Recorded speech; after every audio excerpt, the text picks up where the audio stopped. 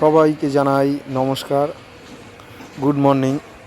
দেখুন আমি কাজে যাচ্ছি, মানে প্ল্যাটফর্মে দাঁড়িয়ে আছি, আর ট্রেনটা হাসনাবাদ লোকালটা ঢুকছে। আর সত্যি কথা কি, আজকে কাজে আসার ইচ্ছেও ছিল না, এমনকি আসাও উচিত ছিল না, কিন্তু আমাদের এমনই জীবন, যেমন বছরে 3টে ছুটি পাই, 3টে ন্যাশনাল ছুটি, এছাড়া ছুটি পাই না। কারণ আমার জীবনে আজকের একটা ভাইটাল দিন, মানে গুরুত্বপূর্ণ দিন বললেই চলে।